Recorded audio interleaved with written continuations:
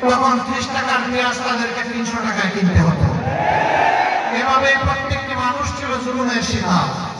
কোনো ঘরে কোনো শান্তি সামান্য লেশ মাত্র ছিল না। বাবা বেটা একসাথে বসে দুপুরের খাবার গ্রহণ করছে, তুলে নিয়ে ধরে নিয়ে বলা হয়েছে রাষ্ট্রের বিরুদ্ধে তারা ষড়যন্ত্র করছিলেন।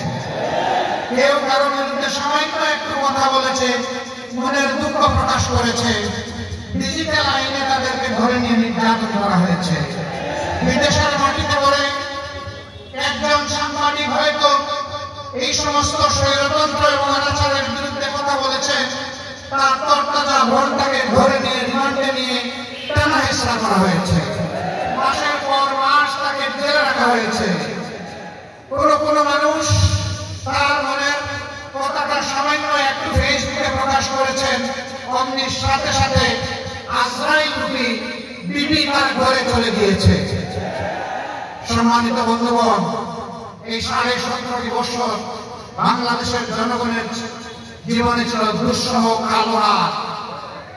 আপনারা বলবেন 17.5 বছর কিভাবে মিলে? আওয়ামী লীগ তো 15.5 বছর ক্ষমতায় ছিল। আসলে তারা 17.5 বছরই ছিল। তারা 2006 সালের 28 অক্টোবর আওয়ামী লীগের নেত্রী শেখ হাসিনার নির্দেশে পল্টন সহ সারা দেশে রবিবার তাণ্ডব চালিয়ে শখানেক মানুষকে তারা হত্যা করেছিল।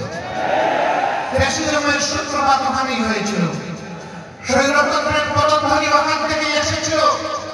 তারপরে আপনারা দেখেছেন 2009 সালের 10 জানুয়ারি ক্ষমতা আসার পরে তারা রাষ্ট্রের গর্বিত প্রতিষ্ঠান সেনাবাহিনীর কোমরে আঘাত দিয়েছে।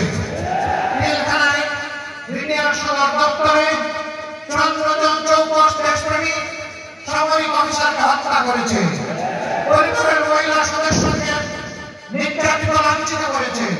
তারপরে তাদেরকে হত্যা করে ড্রেনে ভাসিয়ে দিয়েছে। সেই হত্যাকাণ্ডের বিচার আজও হয়নি। অথচ বলি হয়ে সেনাবাহিনীর কবর ভেঙে দেওয়া হয়েছিল। সেনাবাহিনীকে তাদের দায়িত্ব পালন করতে দেওয়া হয়নি। একই সাথে গর্বের আরেকটা বাহিনী সীমান্তের অতন্ত্র প্রহরী ব্রিগেডকে ধ্বংস করা হয়েছে। 15,000 সদস্যের চাকরি কেড়ে নেওয়া হয়েছে। 500 মানুষ তারা নিহত হয়েছে। কুচক্রান্তকারীদের চক্রান্তের বলি দিতে হয়েছে এই সমস্ত মানুষগুলোকে। ঘরে ঘরে হাট হাট আমি অনেক যুবককে জেলে পেয়েছি। বিয়ে করে 6 মাসের মাথায় গ্রেফতার হয়ে গিয়েছে। তার ওয়াইফ 1 বছর 2 বছর 3 বছর অপেক্ষা করেছে। জেলের ভিতর থেকে লোকটা বলে দিয়েছে, তুমি আর আমার জন্য অপেক্ষা করো না, তুমি মুক্ত, তুমি চলে যাও, তোমার একটা জীবন আছে। আমি কোনদিন মুক্তি পাবো আমি জানি না। ঘরে ঘরে হাট হাট। এরপরেই তারা আঘাত লাগিয়েছে বাংলাদেশ জামাত ইসলামীর উপর, দেশপ্রেমিক পরিচিত এই শক্তির উপর। এদেশের শত্রুরা জানে জামাত ইসলামী ভাঙবে কিন্তু মোছাবে না, অন্যায়ের কাছে মাথা নত করবে না, দেশের স্বার্থ কারো কাছে বিক্রি করতে রাজি হবে না, অন্যায়ের বিরুদ্ধে প্রতিবাদ করতে পিছুয়া হবে না। এই জন্য এই শক্তিকে ধ্বংস করতে হবে। 42 বছর যাদের বিরুদ্ধে কোন থানায় একটা জিডি একটা মামলাও ছিল না, 42 বছর পরে তাদের বিরুদ্ধে মানবতা বিরোধী অপরাধের অভিযোগ আনা হলো। মিথ্যা মামলা, মিথ্যা সাক্ষী এবং সাজানো পাতানো আদালত, এই যে একজন করে শীর্ষস্থানীয় 11 জন নেতাকে দায়িত্বশীল আমাদের বুক থেকে কেড়ে নেওয়া হলো।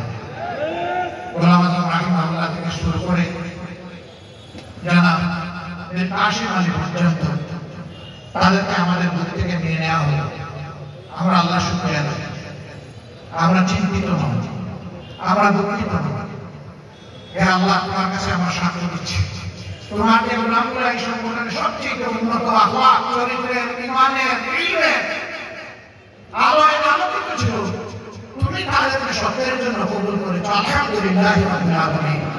তোমার দরবারে শুধু মিনতি, তাদেরকে মুহাক্কিক শহীদ হিসাবে আদালতে আদালতে হযরত হামজা রাদিয়াল্লাহু তাআলা আনহু তাদেরকে শামিল করে নিয়ে আল্লাহ রাব্বুল আলামিন জান্নাতের শীতে আমাদের প্রিয় এই সমস্ত দায়িত্বশীলদের সাথে আমাদের